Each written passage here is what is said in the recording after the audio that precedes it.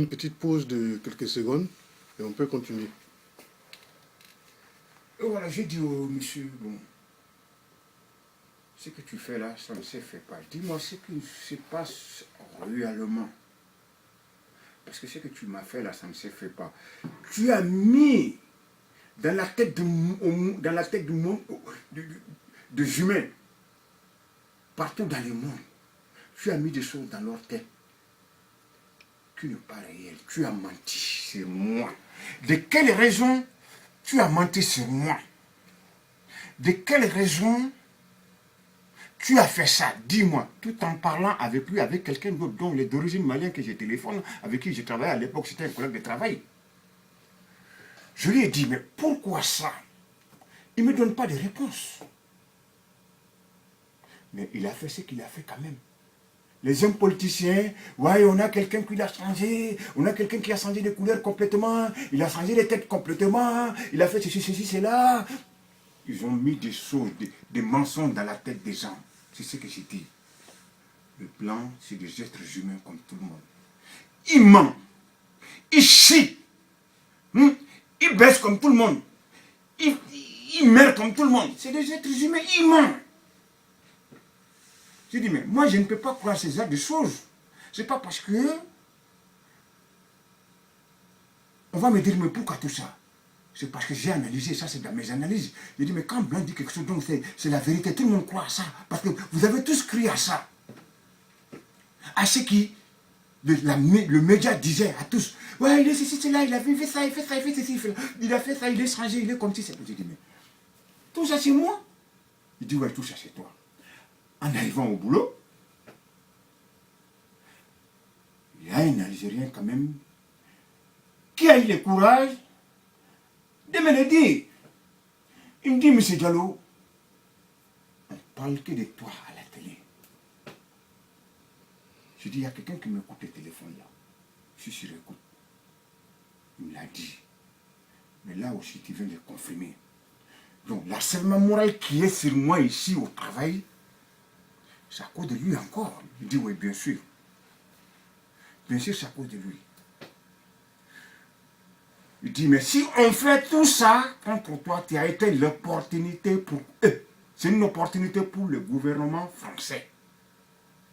Les gens qui viennent d'arriver au pouvoir, il n'y a pas de solution, il n'y a pas de projet. Donc il va falloir occuper l'esprit des Français pour qu'ils puissent oublier leurs problèmes. C'est-à-dire le chômage, les réclamations, les revendications. Si on met ça en place, la France va oublier tout.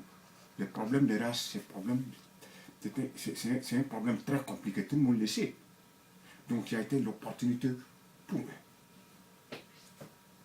Je dis d'accord, si c'est une opportunité pour eux, ce n'est pas une raison de m'harceler comme ça, je n'ai rien fait de mal. Il dit, c'est vrai, tout ce qu'ils disent sur toi, si c'était la réalité, on aurait vu les gens venir te voir ici, à faire la queue pour te venir te voir au travail ici. Je dis, ben j'imagine. Bien sûr, ce que tu as dit, c'est la vérité. Moi-même, j'ai pensé à ça. Je dis, mais pourquoi ces gars-là fait tout? C'est tout ce qu'ils disaient, si c'était de la vérité. Les gens seraient venus tout le temps me voir au travail. Ils allaient me dire, mais pourquoi lui marcelle comme ça? Comme je dis auparavant, depuis 1992, à cause de mon petit frère Amadou Diallo. Donc ça a débordé. Il a été débordé. Il ne savait plus quoi faire. Un beau jour, je suis en train de discuter avec un compatriote au téléphone. Il me sonne dans mon oreille, il me dit, excuse-moi pour ce que je t'ai fait.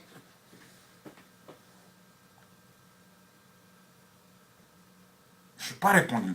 Je ne l'ai pas dit, je t'ai excusé. J'accepte ton pardon, je ne l'ai pas dit.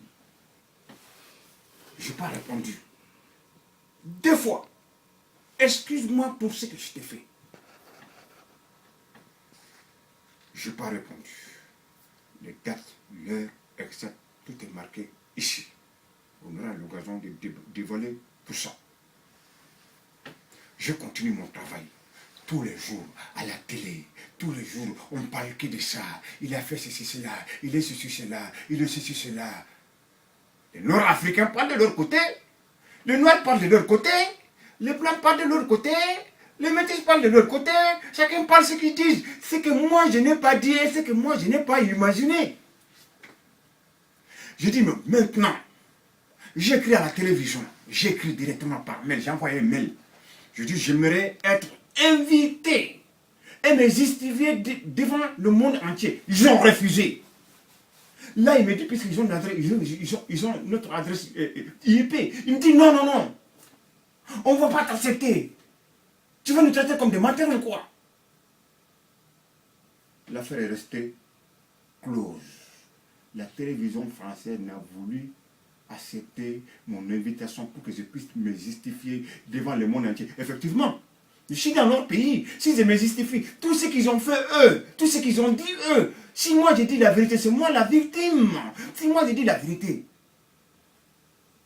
ils ont mis une idéologie dans le monde, même dans notre propre pays.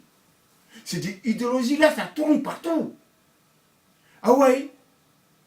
Même ceux qui n'ont pas parlé, c'est ce que je ne comprends pas. Même ceux qui ne sont pas parlé, ceux qui n'ont pas parlé. Aïe, tu as un mal. Oui, tu as un non. Tu es non? Oui, tu es non. Je les écoute. Mais je dirais, c'est pas moi qui a dit ça. Moi, je ne dirais jamais, j'ai un non. C'est-à-dire, non, ça veut dire quoi? Tu as un non, un noir. Je ne dirai jamais. Je ne dis pas ça pour faire plaisir à un noir. Non. Ou à un blanc. Non. À quiconque. Non. Parce que c'est ce que Dieu t'a donné. Et c'est toi qui ne veux pas ça.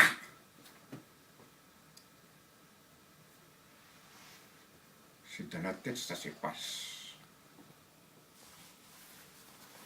Une fois que Allah t'a créé, tu ne peux plus te recréer. Ce qu'il t'a donné, c'est ton destin. C'est ce que j'ai dit tout à l'heure. Moi, ma vie ne dépend pas d'un noir ou d'un blanc ou quiconque. Ma vie dépend de celui qui est en haut, qui m'a donné la vie, qui m'a donné mon âme, c'est lui qui reprendra. Et c'est celui qui peut me croire, c'est le croyant, quelle qu'en soit votre confession, musulman, chrétien, juif. Et tous ils savent que leur vie n'appartient pas à eux, c'est à Allah, leur corps n'appartient pas à eux. Mais j'ai vu même certains musulmans, certains croyants, qui suivent la télé. Ce que les journalistes disent, c'est que c'est ça. Et ces journalistes-là, ils ne sont pas tous pareils. Ils ne pensent pas tous de la même façon. Ils disent des choses, ça rentre dans votre tête. Et tout le monde suit ce chemin-là. Tout le monde suit ce chemin-là. Quand je dis quelque chose qui ne plaît pas à mon frère malien, qui s'appelle Di, le lendemain, il balance à la télé. Mon téléphone actuel, qui est là actuel, iPhone là, qui est écouté par le média français, c'est-à-dire la télévision. Quand je dis quelque chose, tout de suite, ils écoutent. Tous les radios écoutent mon coup de fil. Mon téléphone là est écouté partout. Jusqu'en Amérique. Tu as les preuves. Même au Mali, c'est moi qui t'ai dit ça, je vais en venir. Puisque j'ai quitté au Mali le 23 novembre, j'ai quitté au Mali. Je suis parti là-bas. J'étais surveillé. J'ai cette vidéo-là aussi, ici. On aura l'occasion de faire écouter le monde entier ce qui s'est passé. Heureusement. Ça, j'ai cette vidéo-là aussi. Le monsieur marchait jusqu'au Mali. Si moi je quitte ici pour aller au Mali, on va me dire toujours pourquoi. J'y vais 4 jours, je suis resté. J'ai réglé ce que je devais régler, c'est-à-dire que c'était un problème de maison. Je préfère dire comme ça. Je suis parti chercher une maison au Mali, à Bamako. Je suis resté 4 jours, puis je suis revenu. Mais pendant que j'étais au Mali, on m'harcelait là-bas. Je demandais, disons, j'ai dit dans ma tête, mais où est l'indépendance du Mali? Je quitte dans un pays d'Europe pour venir chez moi. En Afrique, en même temps, on me harcèle. Les chefs d'État maliens les autorisent.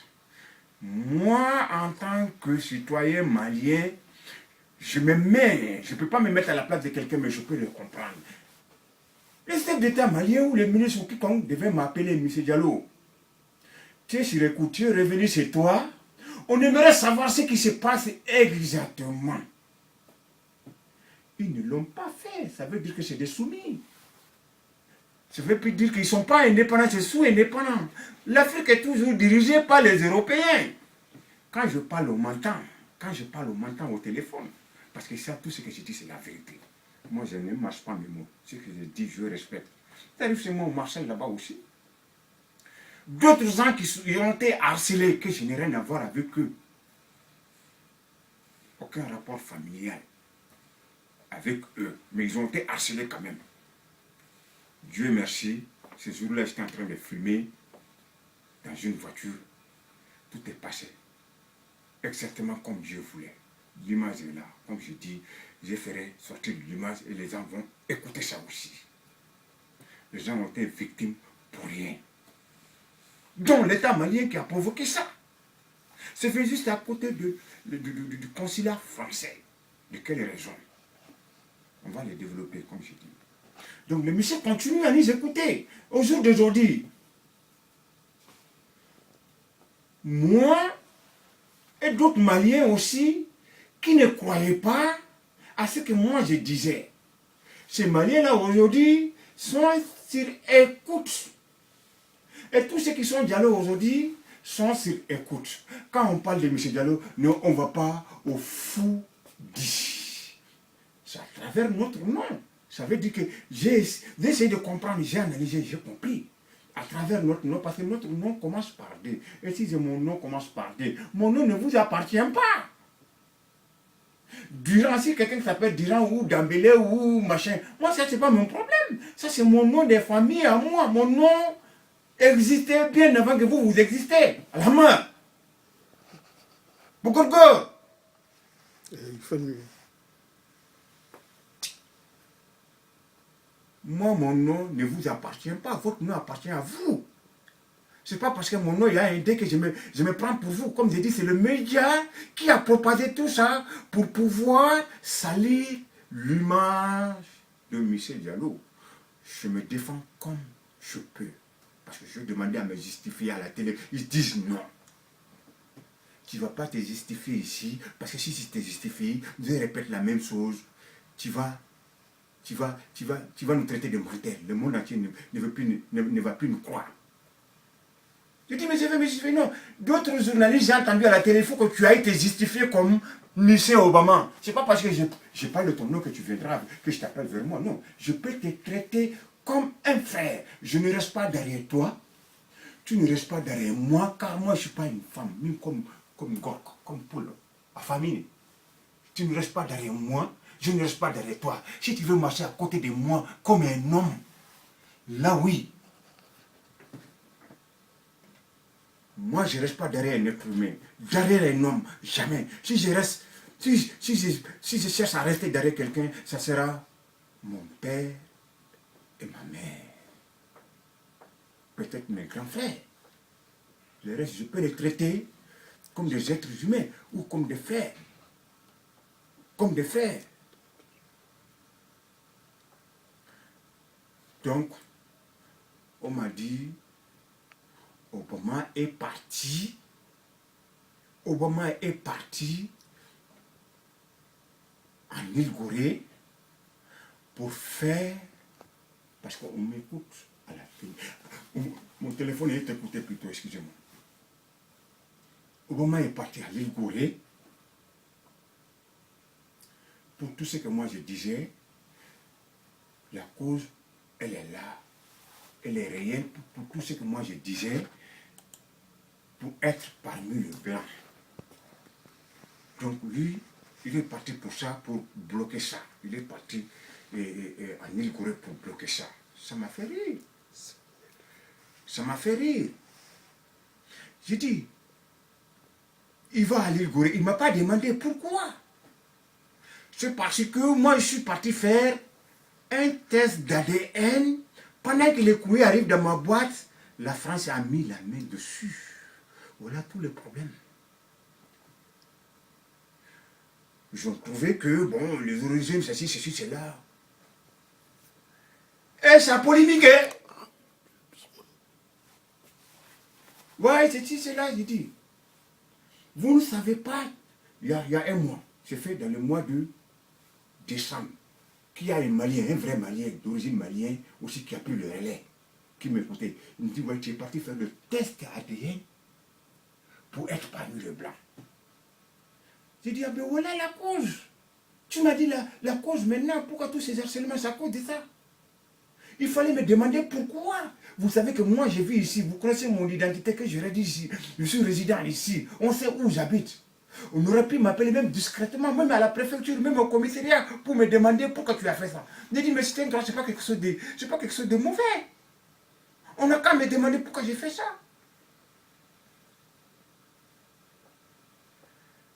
Je dis, bon, ce que vous avez dans votre main là-bas, le test ADN là que vous avez dans votre main, c'est pas fait pour venir avec vous. Si vous avez trouvé des origines dedans, c'est pas fait parce que moi je viens par vous. Non, c'est pas ça. Moi, j'ai fait parce qu'il y a une cause déterminée. Cette jalousie-là aussi, ça m'a toujours suivi. Quand je suis nouvellement arrivé en France, net, la première personne à me traiter de bâtard est un Africain, dont un Guinéen.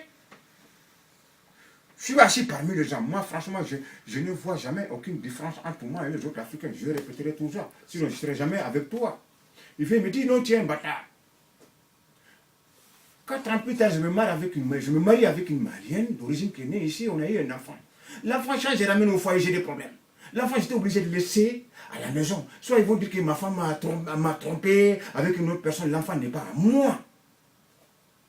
Ma deuxième fille, c'est encore pire. Mon deuxième enfant, c'est encore pire. Qui a fait ça? Mon ami malien qui est ministre de l'Intérieur. J'ai travaillé au Conforama Bondi. Je vais aller me justifier là-bas aussi. Une femme ivoirienne, c'est pas parce que j'ai dit son nom que je vais l'appeler vers moi. Non. Loin de là, j'ai dit, l'ennemi de l'Africain, c'est lui-même. Elle vient et me dit, l'enfant que tu as, c'est les Blancs qui ont acheté ta femme. J'ai pas réussi à croire. J'ai dit, mais pourquoi tout ça? Ça ne lui a pas suffi. Le lendemain, elle est venue encore, la journée bibite.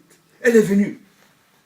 Elle me dit, ton enfant là, c'est les Blancs qui ont incité ta femme.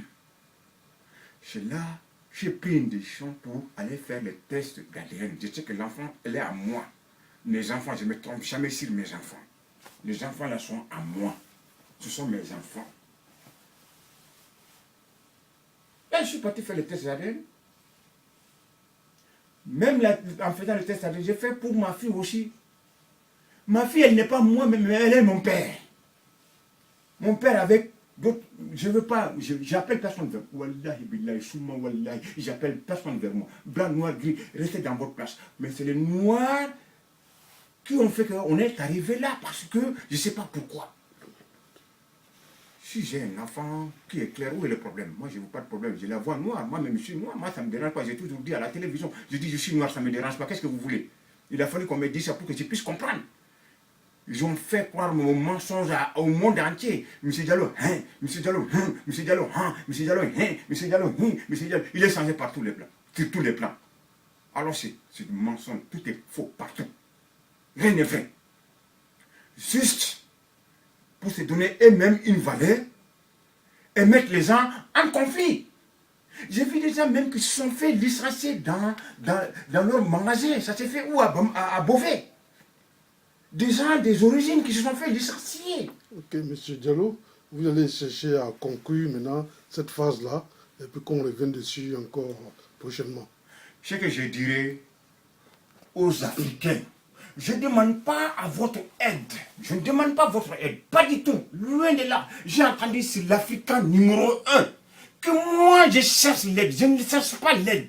Wallahi billah, je le jure sur le tombeau de mes 2 parents qui sont morts. Je ne demande pas l'aide. Si c'est pour venir à votre aide, comme je vous ai dit tout à l'heure, beaucoup d'entre vous n'auront pas de travail ici en fonction de leur diplôme. Parce qu'on veut que vous allez faire le ménage, on veut que vous allez faire le bâtiment, mais pas dans le bureau. Je sais qu'il y en a d'autres qui travaillent dans le bureau. Quand on va voir cette vidéo-là, ils vont aller voir quelques Africains qui travaillent dans le bureau. Mais la majorité d'entre vous, aujourd'hui, c'est moi qui va venir à votre secours. Vous n'aurez pas de boulot ici. votre diplôme là, ça va pourrir dans la tombe. Allez travailler en Afrique, peut-être. En Afrique aussi, ça sera difficile. Vous comprenez? On préfère prendre un blanc qui n'a même pas de diplôme. On les met là-bas. Mais noir même qui a son diplôme, on ne les met pas là-dedans.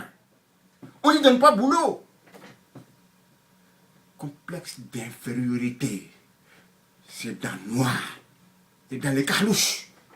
Pas tous, mais quand on dit la majorité et les minorités, on ne les voit plus. Carlouche, c'est quoi? Carlouche, c'est noir. C'est pas ma langue. On apprend, c'est une langue qu'on apprend. Tu comprends? C'est pas ma langue. Et vous terminez par quoi? Je terminé par quoi? Pour dire aux gens que c'est l'injustice qui m'a frappé dans ces pays-là. Tout ce qu'on dit, mensonge. Pour faire oublier les Français de leurs problèmes.